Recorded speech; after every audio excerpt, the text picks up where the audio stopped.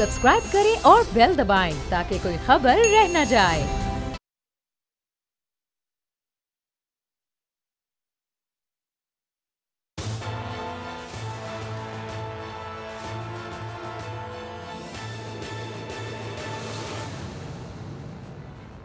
अस्सलाम वालेकुम नाज़रीन, मैं हूं आपका मेज़बान समी इब्राहिम और आप देख रहे हैं प्रोग्राम तज्ज़िया। मेरे साथ हैं यहां पर इस्लामाबाद में स्टूडियोज़ में अलीना इलियास और प्रेस क्लब के जनरल सेक्रेटरी जनाब अनवर रज़ा साहब, जबकि लाहौर से स्काइप के ज़रिए हमें ज्वाइन किया है जनाब आरिफ हमीद भट्टी ने। किसी तारफ़ के मोहताज नहीं है, ज़बरदस्त तज्ज़िया निगार हैं और बहुत ही ज़बरदस्त रिपोर्टर हैं। और आज जो स्टोरीज़ जिन पर हम बात करेंगे वो भी बहुत अहम स्टोरीज़ हैं। एक तो कश्मीर से गिलानी साहब की रहलत की ख़बर, और फिर उसके बाद जो भारतीयों ने जिस तरीके से रवैया अख्तियार किया, उनकी फ़ैमिली से उनकी मैयत को छीन कर गुस्ल दिए बग़ैर उनको वहाँ पर जो दफनाया गया, जो इसकी इत्तलात हैं, बहुत ही अफसोसनाक ये एक वाक़या। लेकिन वहाँ पर सूरत हाल क्या है उसके हवाले से भी आपको आगाह करेंगे।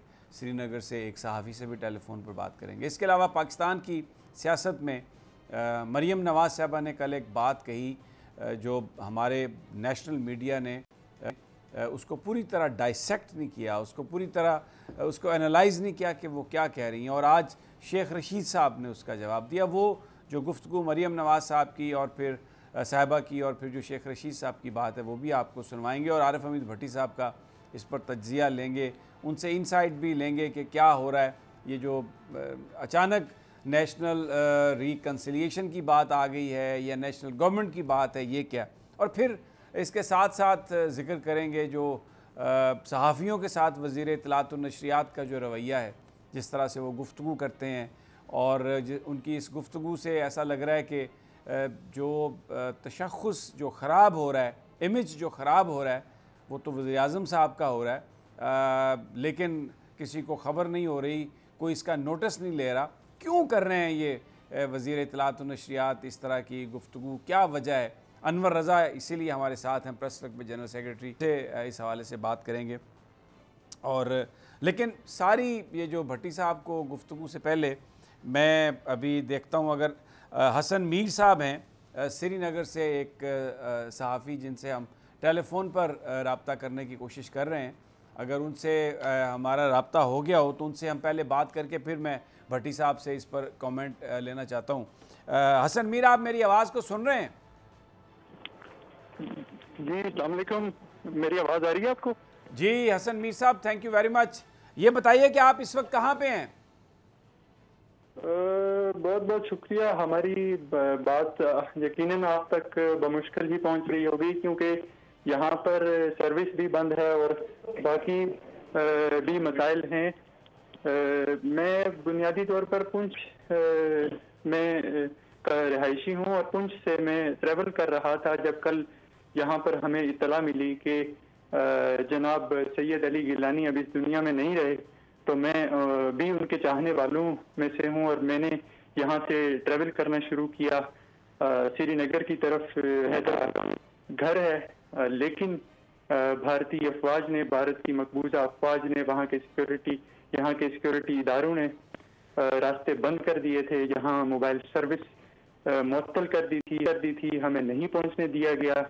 जगह जगह पर मुश्किलात, जगह जगह पर जो थे वो रुकावटें खड़ी की गई, और अब बहुत सी मुश्किलात के बाद मैं नहीं पहुंच सका। इंतहाई माजरत के साथ मैं आपको ये बता रहा हूँ। और उसके बाद फिर अब मैं श्रीनगर शहर में नहीं हूँ, बल्कि इससे एक मकामी इलाके में हूँ, क्योंकि श्रीनगर शहर के अंदर मोबाइल की सर्विस, तो इस वक्त जो सूरत हाल है वो काफ़ी कशीदा है।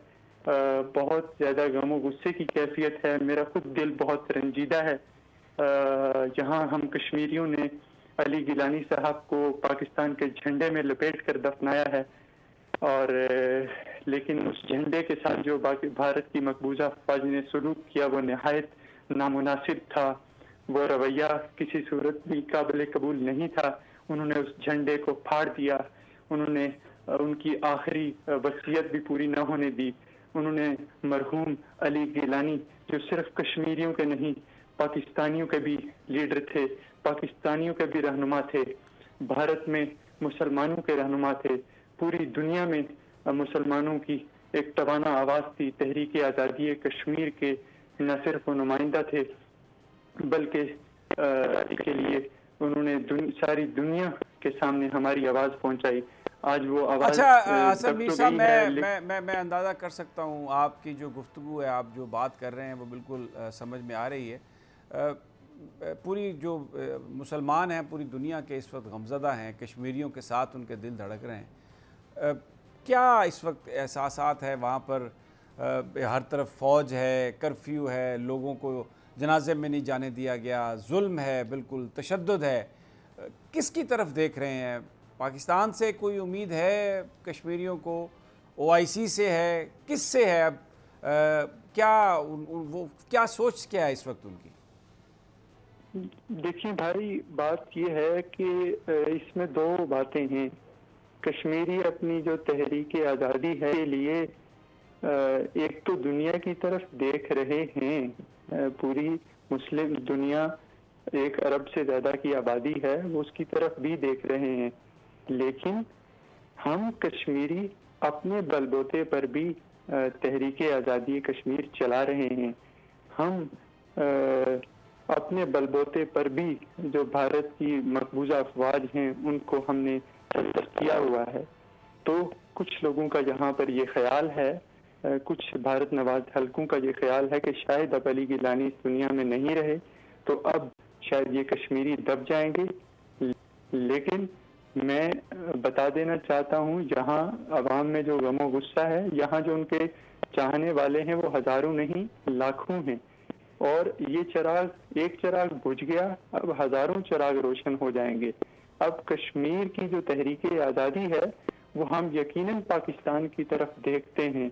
हमें पाकिस्तान के मसाइल का भी अंदाज़ा है, आपका भी अंदाज़ा है। ये मैं आपको वाज़े तौर पे बता दूं कि पाकिस्तान की तरफ यहाँ जो 1 करोड़ के करीब, करोड़ से ज़्यादा कश्मीरी हैं, वो यकीनन देख रहे हैं, पाकिस्तान की अफवाज की तरफ देखते हैं, पाकिस्तान की जो क़यादत है उसकी तरफ देखते हैं हम। लेकिन अगर वहाँ हमें मदद कम मिले या ज़्यादा मिले, हम ये तहरीक आज़ादी किसी सूरत भी इस पे कोई आंच नहीं आने देंगे। हम अली गिलानी के मिशन को लेकर चलते रहेंगे। बहुत शुक्रिया हसन मीर साहब, बहुत शुक्रिया आपका।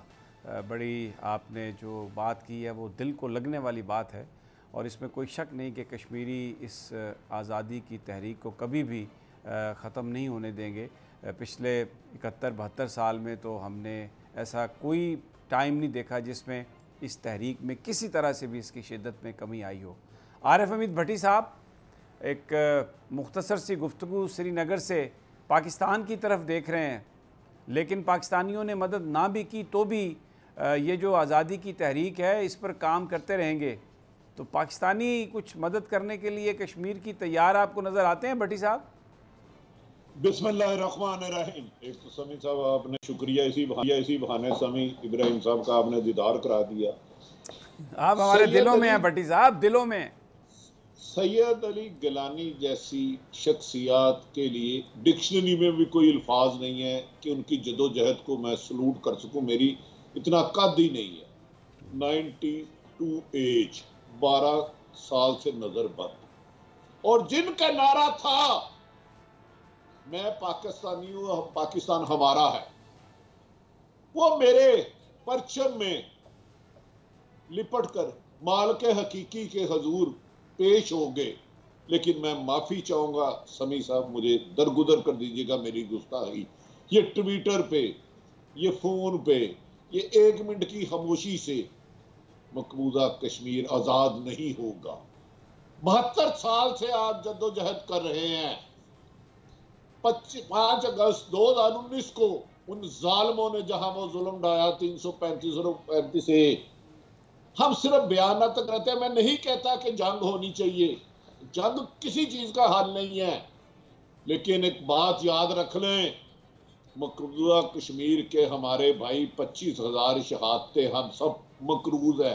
समी इब्राहिम भी, आरिफ हमीद भट्टी भी, वजीर आजम पाकिस्तान भी, आर्मी चीफ भी, याद रख लें। वो रात सोते हैं तो पाकिस्तान की तरफ देखते हैं, सुबह सूरज तुलू होता है तो पाकिस्तान की तरफ देखते हैं। बचपन से मुझे आपको बताया गया था कश्मीर बनेगा पाकिस्तान, मेरी शाहराग है, शाहराग मेरी उनके कब्जे में है।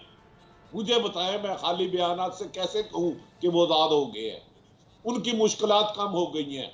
बार बार कह रहा हूं जंग हक नहीं है, लेकिन उसका ये मतलब भी नहीं कि हमारे पास से वो चीन के ले गए, आरएसएस के गुंडे वहां तैनात कर दिए, 8 लाख फौज भारतीय इंसानी हकूक की अलमदार ये बेजमीरी लोग, ये जो आलमी जमीर कहते हैं जिसका जमीर ही कोई नहीं है। कश्मीर में जुल्म नहीं याद आ रहा? औरतों के साथ रेप, बच्चों को काटना, नौजवानों को मारना, हर घर में कब्रिस्तान बना दिया है। हम कब तक टॉक शो में ट्विटर पे ट्रेंड बना के मकबूजा कश्मीर के भाइयों को आजादी का दर्स देंगे? कुछ करने का मौका है। बहुत मेरी निहायत एहतराम से गुजारिश है। बड़ी ज़बरदस्त आपने ये बात कही है कि वाकई ये ठीक है कि ट्विटर पे, सोशल मीडिया पे आप थोड़ा एक इशू को हाईलाइट कर लेते हैं, लेकिन अलीना ये बात तो भट्टी साहब ठीक कर रहे हैं कि अगर कश्मीर आज़ादी मिलना ही है, अगर उसको आज़ाद करवाना है, तो इसके लिए तो कोई सॉलिड, कोई ठोस, जब तक पूरा कोई थ्रेट नहीं जाएगा इंडिया को, वो तो ये जुल्म जारी रखेंगे। और जो आज अली गिलानी साहब के साथ, उनकी मैयत के साथ जिस तरह की हुआ है, उनकी बहू और बेटे को जिस तरह ज़ख्मी किया गया है, ये तो इससे बड़ी जो ज़्यादती और जुल्म है और क्या हो सकता है। देखिए, पहले तो अल्लाह उनकी मग़फ़रत फरमाए और उनके दर्जा जो हैं वो बुलंद करें। यकीनी सी बात है कि वो बहुत बड़े लीडर थे, लेकिन जैसे कि इससे पहले आपने मीर साहब को लिया हुआ था और उन्होंने कहा था ये जो मूवमेंट है ये इंडिजिनस मूवमेंट है और ये हम कश्मीरी जो है अपनी जंग खुद लड़ेंगे। तो देखिए, पाकिस्तान की अगर हम जो भट्टी साहब ने बातें की हैं वो बिल्कुल ठीक बातें हैं कि हम सिर्फ नारों की हद तक, ट्विटर की हद तक, या यहाँ पर आकर 1 घंटा बाहर आकर हम कहते हैं जी हमने कश्मीर को आज़ाद करा लिया, कश्मीर आज़ाद ऐसे नहीं होगा। लेकिन मसला ये है कि इसमें हम इंटरनेशनली बहुत सी चीज़ों को लेके बाउंड हैं और अभी जो हमारी रीजनल पॉलिटिक्स चल रही है वो हमारे सामने है। अफगानिस्तान का इशू हो गया, उससे पहले कोरोना का इशू हो गया और बाकी सारे इशूज़ हो गए। मैं यहाँ पर बेनिफिट ऑफ डाउट नहीं दे रही पीटीआई की गवर्नमेंट को, ये है कि पीटीआई की गवर्नमेंट हो या नून लीग की गवर्नमेंट हो या पीपल्स पार्टी की गवर्नमेंट हो, जैसे कि भट्टी साहब ने भी जिस तरफ इशारा किया कि 71-72 सालों से हम यही सुन रहे हैं कि एक दिन जो है वो कश्मीर आज़ाद होगा। लेकिन अब जिस तरह की चीज़ें समझ आ रही हैं आने वाले दिनों में, जैसे अफगानिस्तान में हुआ या बाकी सारी चीज़ें इस वक्त चल रही हैं, मुझे लगता है कि आने वाले दिनों में समी साहब बहुत बड़ी डेवलपमेंट्स देख सकते हैं। ठीक है, अच्छा मैं ना अब चलता हूँ हमारा जो डोमेस्टिक इशू है उसकी तरफ। अनवर रज़ा को भी इसमें हम शामिल करेंगे, लेकिन सबसे पहले भट्टी साहब, मैं मरियम नवाज़ साहबा की एक गुफ्तगू का क्लिप आपको सुनवाना चाहता हूँ जो उन्होंने गुफ्तगू की यहाँ पर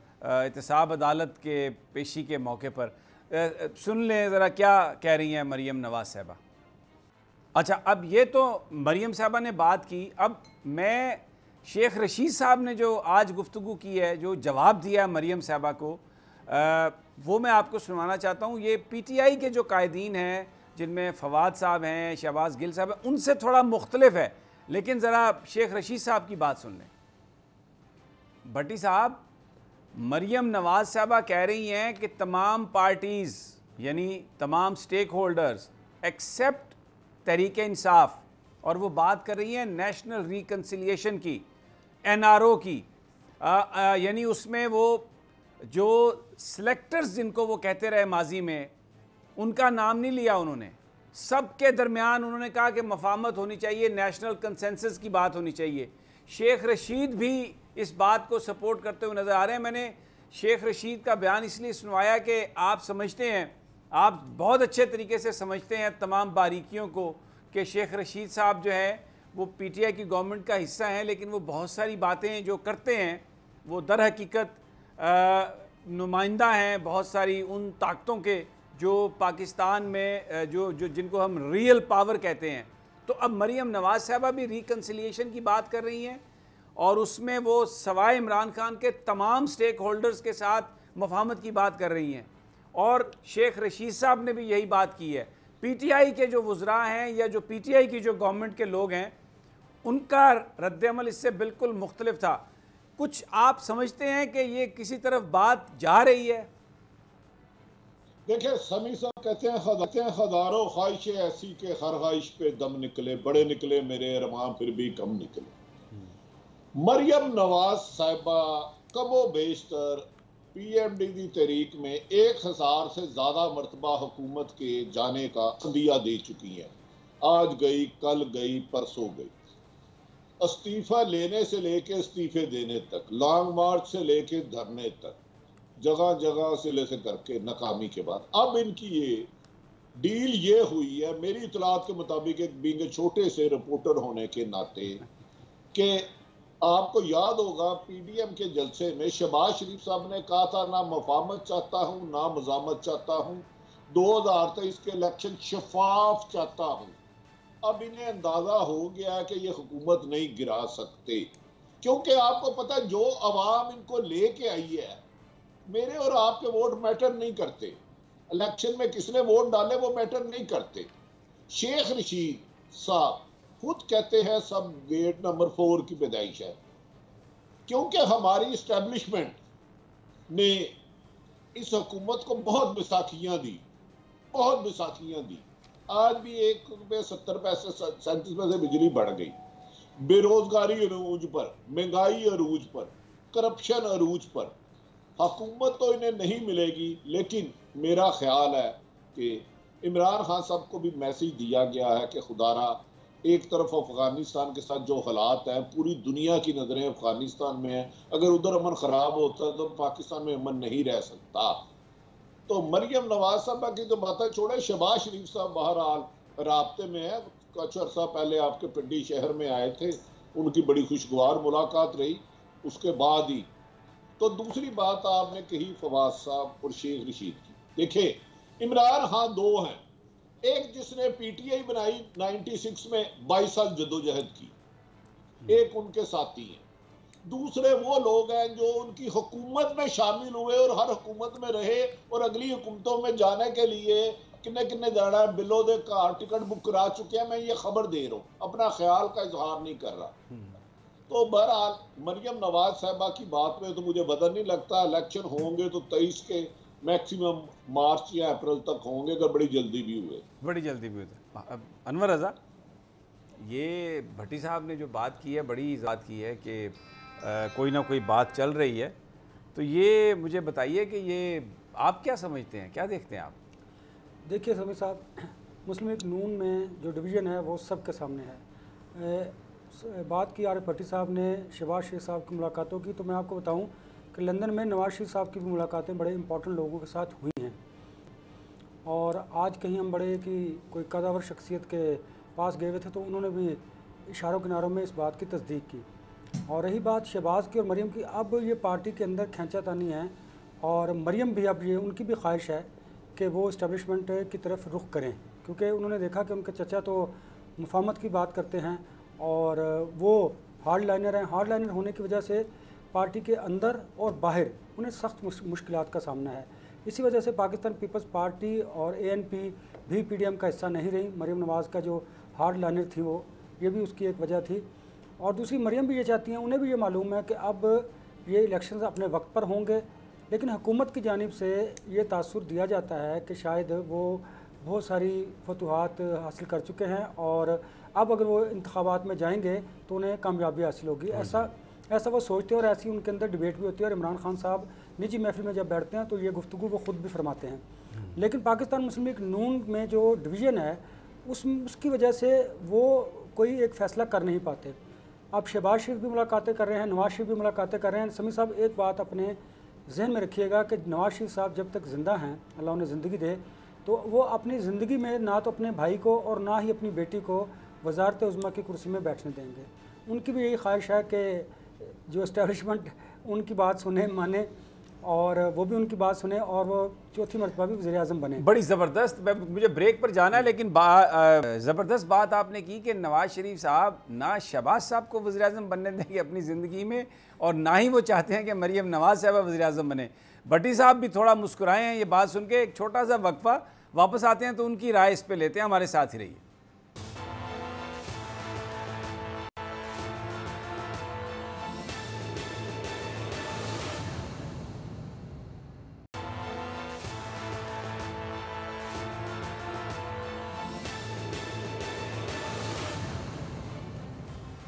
वेलकम बैक नाजरीन। आरिफ हमीद भट्टी हमारे साथ हैं, अनवर रज़ा भी हमारे साथ हैं, अलीना इलियास भी हैं, और बात हो रही है पाकिस्तान की सियासत की। भट्टी साहब, आपने अनवर रज़ा की बात सुनी कि नवाज़ शरीफ साहब किसी को भी अपनी ज़िंदगी में वज़ीर-ए-आज़म नहीं बनने देंगे, लेकिन जो ताज़ा तरीन ख़बरें आ रही हैं उसमें शहबाज शरीफ साहब ने अपना अलहदा एक तर्जमान मुकर्रर कर दिया है मलक अहमद ख़ान साहब को, और ये कहा है कि ये मेरे तर्जुमान होंगे। मरियम औरंगज़ेब साहबा मौजूद हैं, मुस्लिम लीग नून की तर्जुमान है, और इससे इनकार आप नहीं कर सकते कि बड़ी रोबस्ट किस्म की वो तर्जुमान है, और बहुत उन्होंने पूरी जो टीम है PTI की उसको बड़ा टफ़ टाइम दिया।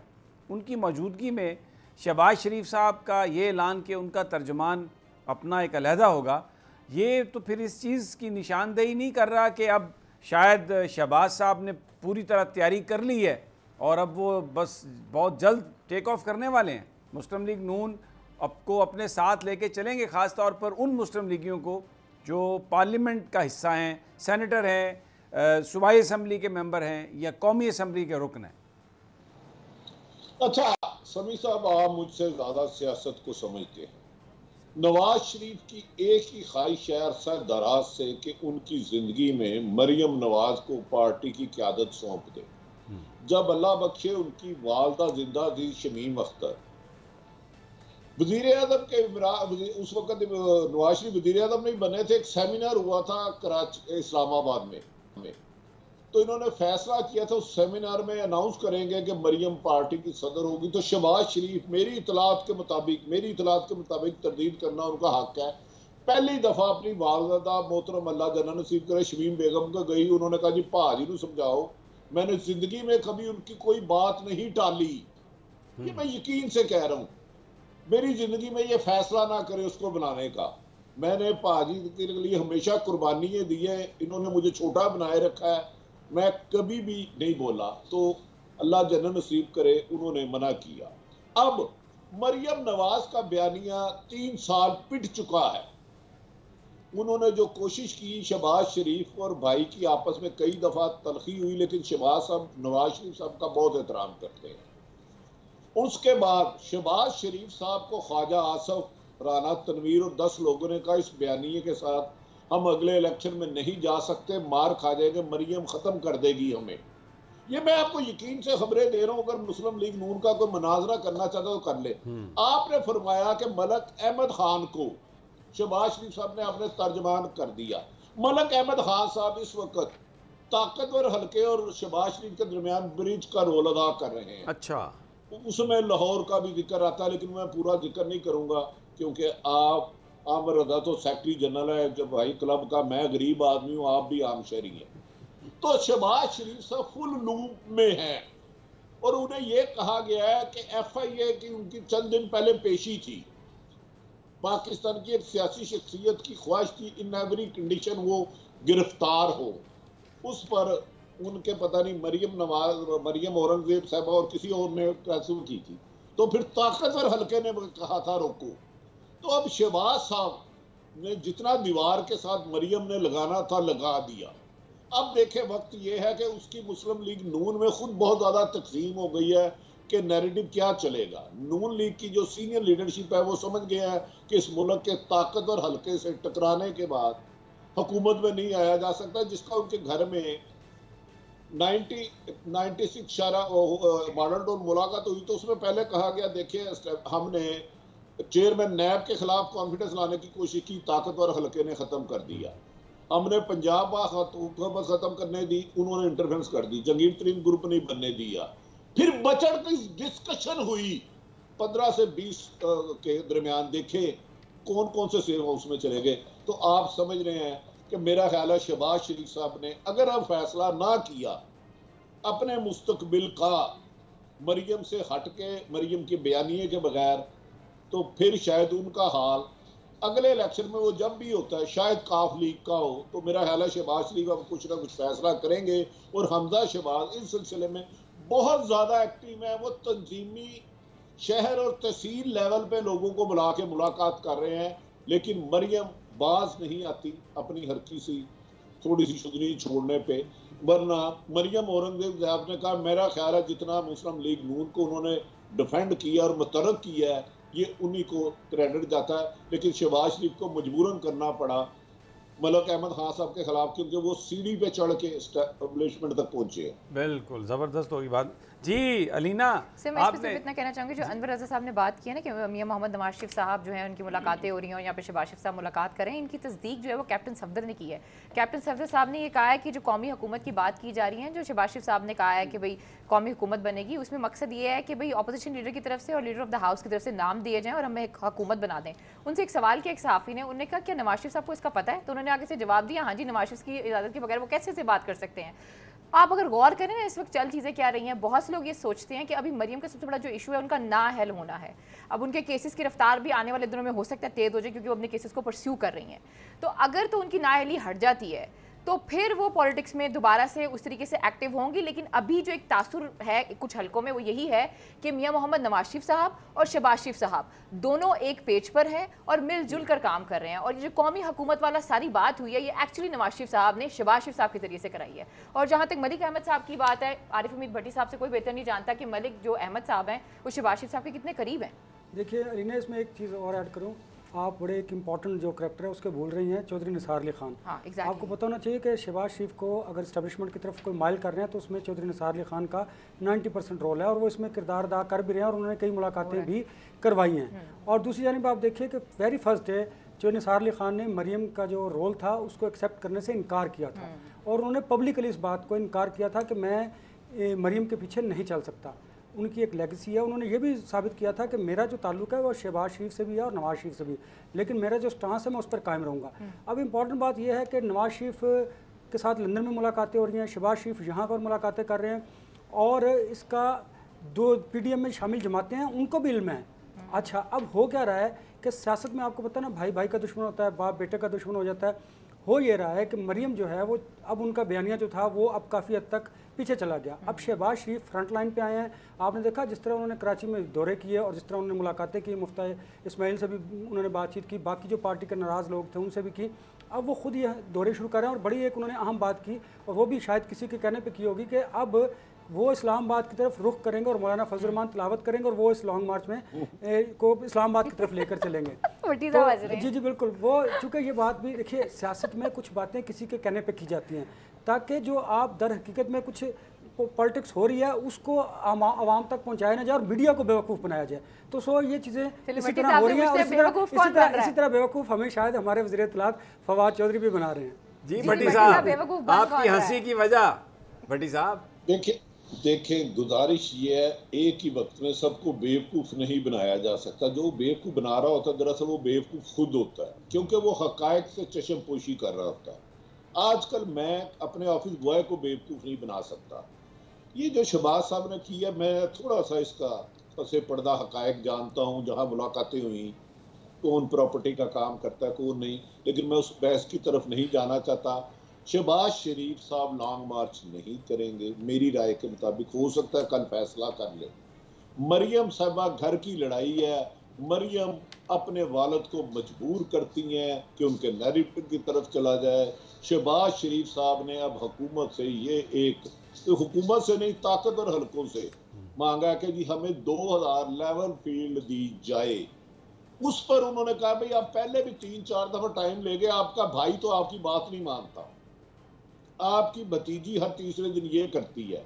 आप देखिए मरियम ने भी जिस तरह आर्मी चीफ DGIS का रिजाइन मांगे थे, काफी दिनों से रिजाइन नहीं आ रहा, इनमें बुगद है। और नवाज शरीफ अब चले हुए कारतूस है।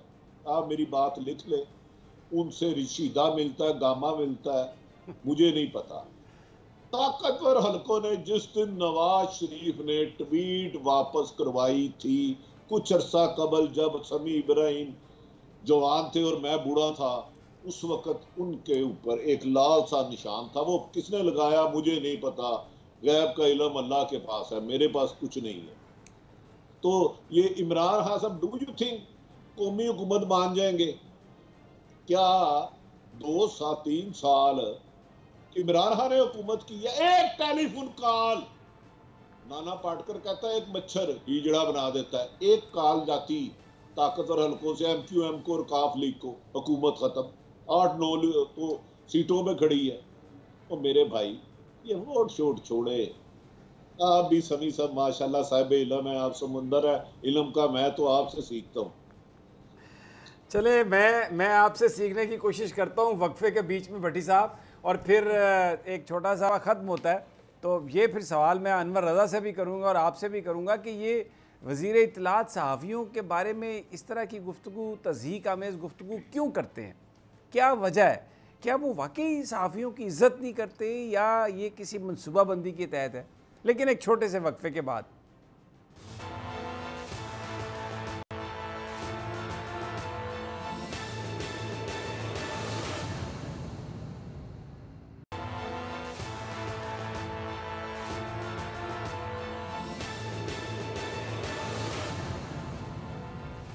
वेलकम बैक नाज़रीन।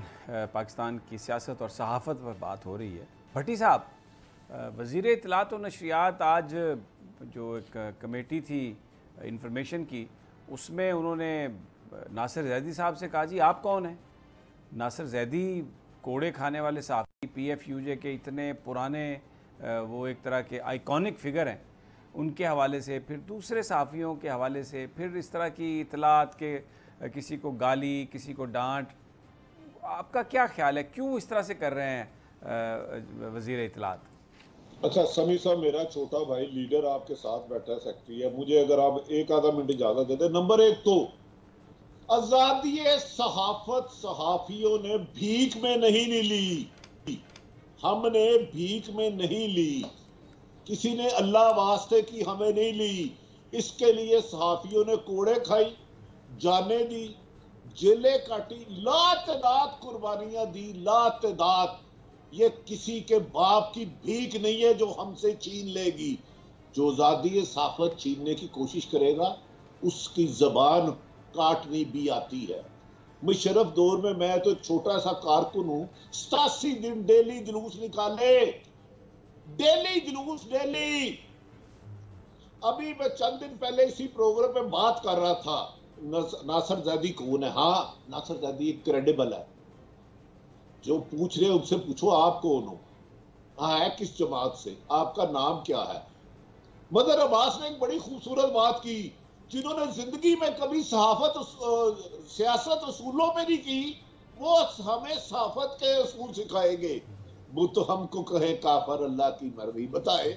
ओ भाई, तुम हुकूमत में कब हो, कौन सी हुकूमत में जाना है, कौन सी हुकूमत में रहा है, मैं ये भी जानता हूं। किस सहाफी के प्रोग्राम पे पाबंदी लगवाई गई, इसने उस टीवी में नहीं जाना, उसमें नहीं जाना। हमारे बर्दाश्त का पैमाना लबरेज हो रहा है। किसको कहा जा रहा है कि इस बंदे को निकालो तो तुम्हें इश्तिहार दूंगा। समी साहब, मैं आंखें बंद नहीं की, मैं एक ट्रेड यूनियन हूं, छोटा सा वर्कर हूं आप लोगों का। मैं कसम खाता हूं ये गलत फहमी कर रहे हैं। ये सहाफत पर कदगन करा के हमारा गला नहीं दबा सकते।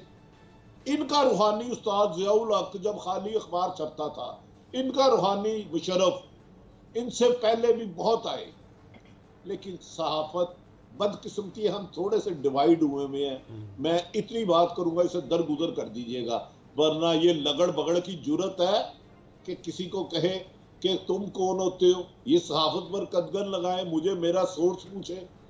ये इनका ख्वाब है और ये नाकाम होंगे। समी इब्राहिम साहब, ये रिकॉर्ड पे रख ले, इन्होंने चले जाना है, हमने इधर ही रहना है।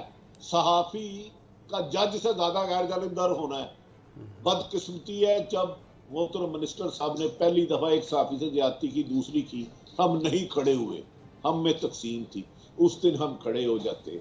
मैं देखता कि किस माई के लाल की जुर्रत है कि सहाफत पर बेड़ियां डालने की, हथकड़ियां डालने की। हमें मत मजबूर करें, अल्लाह का वास्ता इमरान खान साहब, खुदा के लिए हमें मत मजबूर करें। हम पार्टी नहीं है, हमारा किसी सियासी जमात से वास्ता नहीं है, लेकिन हमारे गले दबाओगे, हमारे भाइयों को बेरोजगार करोगे, अगर याद रख लो, कमीज हमारी उतारोगे तो आपको भी कुछ नहीं छोड़ेंगे, आप नहीं फेस कर सकते। मेरी मिन्नत है काजी साहब, समी साहब, हम कलम और जुबान से बात करने वाले हैं, हम तशद्दुद का रास्ता नहीं अपनाते, हमें दीवार से ना लगाइए। मैं मिन्नत कर रहा हूं, हमें इनसे टकराना आता है। इन्होंने उतनी जमातें नहीं बदली जितनी हमने कुर्बानियां दी हैं। मैं इससे ज्यादा और क्या कहूं। बिल्कुल सही कहा आपने भट्टी साहब, सहाफ़ियों को डराया नहीं जा सकता। और ये भी आपने सही निशानदेही की कि थोड़ा हम में डिवीज़न है।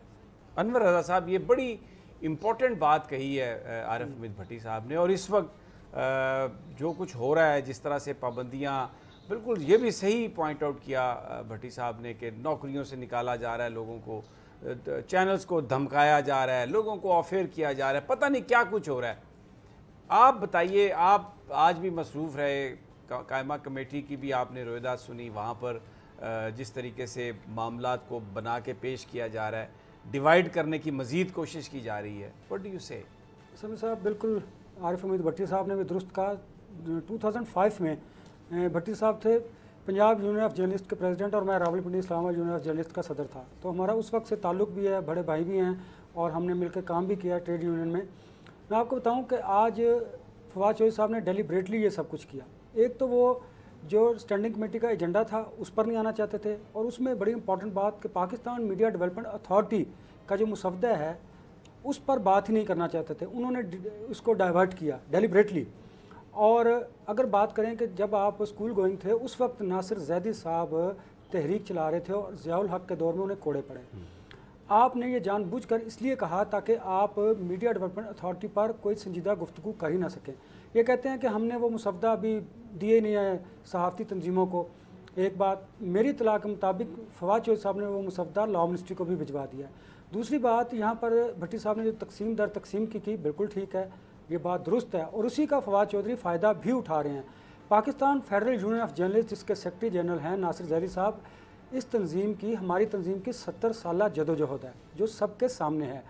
अब फवाद चौधरी साहब ने हमारी तकसीम का फ़ायदा उठाया और हमारे ही दोस्तों को एक नई ड्राइंग रूम PFUJ कायम कर दिए और इमरान खान को और पब्लिक परसेप्शन क्रिएट करने की कोशिश की कि शायद ये जो PFUJ है मुख्तलिफ़ किस्म की, ये हमारे साथ है। इससे इमरान खान साहब तो बेवकूफ़ बन सकते हैं, लेकिन जो सहाफ़ती तंजीमें हैं, जो बाशऊर इस मुल्क के अवाम हैं, उन्हें सब मालूम है। इस तरह ये नहीं हो सकता कि आप देखिए, परसेप्शन जो होता है ना सियासत में, बड़ा काउंट करता है और डिसीजन और वक्त भी बड़ा काउंट करता है। अब फवाद चौधरी साहब एक परसेप्शन जो गलत है वो डेवलप करने की कोशिश कर रहे हैं, हम उसके ख़िलाफ़ हैं। आज मैं आपको बताऊं, आज हम पाकिस्तान डेमोक्रेटिक मूवमेंट के सरबराह मौलाना फजल रहमान की रिहाइश गाह पर गए और उनसे हमने गुफ्तगू की। उन्होंने बताया कि हम जब आपका धरना होगा आपके साथ होंगे। कल वो 5 बजे नेशनल प्रेस क्लब तशरीफ़ ला रहे हैं और हमने उनसे जो डिमांड्स की थी उनके मुताबिक वो गुफ्तगू भी वहाँ पे करेंगे और बाज़ाब्ता तौर पर कौम को ये बताएंगे कि वो इस वक्त पाकिस्तान। अच्छा, मेरे पास आप ठीक हो गया, वक्त कम है, मैं माफ़ी चाहता हूँ, माजरत मेरी कि मैं आपको काट रहा हूँ। मैं भट्टी साहब की तरफ आना चाहता हूँ। भट्टी साहब, एक बात कही कि इमरान खान वज़ीर-ए-आज़म पाकिस्तान जो हैं, ये फवाद चौधरी उनको ये बताने की कोशिश कर रहे हैं कि मैं बड़ा ताकतवर हूँ, माचा हूँ, डिवाइड कर सकता हूँ, मैं सब कुछ इन्फोर्स कर सकता हूँ। आपको लगता है कि इमरान खान साहब at the end of the day इस बात को मान लेंगे? क्योंकि सहाफ़ी तो बहुत रेजिस्ट करेंगे और ये सारे का सारा जो नुकसान होगा ये इमरान खान साहब के इमेज को हो सकता है। देखें, मैं कादी साहब, गुजारिश है कि इमरान खान की क्रेडिबिलिटी है। अगर इमरान खान आज वज़ीर-ए-आज़म है तो मैं ये नहीं कहता सहाफ़ी उनके कुछ साथी थे, सहाफ़ी न्यूट्रल होते हैं। इस आज़ाद मीडिया की वजह से आज इस मुकाम पर आए हैं। हो सकता है जो आज उनके वज़रा कर किसी और पार्टी में हो। मैं आज खुद आपके हुक्म के बाद मैं थोड़ा सा सियासत से साइड पे हुआ हूँ। इमरान खान सबको एक मैसेज करके रिक्वेस्ट करूंगा कि खुदारा हमें दीवार से मत लगाएं, अपने लोगों को रोके। हमारे एक भी साथी इस्लामाबाद का हो, लोरालाई का हो, KP का हो, कहीं का हो, अगर उसके साथ अब ज्यादतियों के सिलसिले बंद ना किए गए तो हमें ये बुर्ज गिराने आते हैं, ये ताज उछालने आते हैं। और हमारी हिस्ट्री पढ़ ले, हमें ना देखे, हम फकीर आदमी है, कमजोर है, ना हम पत्थर मारेंगे ना लाठी छोड़ेंगे, लेकिन खून के आखिरी कतरे तक आज़ादी सहाफत के लिए जो कर सकते हैं करेंगे। इमरान खान साहब, मैं बार बार आपसे गुजारिश करता हूँ, आप तो हमेशा आज़ादी साया के हक में थे।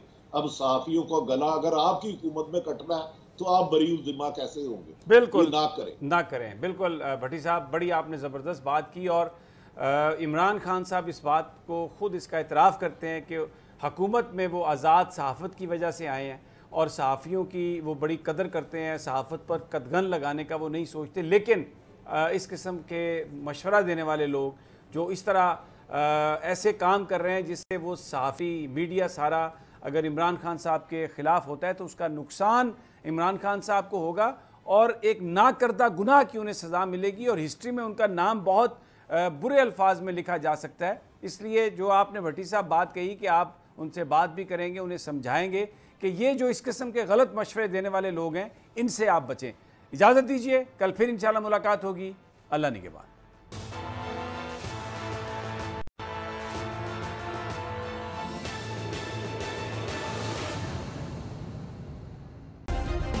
सब्सक्राइब करें और बेल दबाएं ताकि कोई खबर रह न जाए।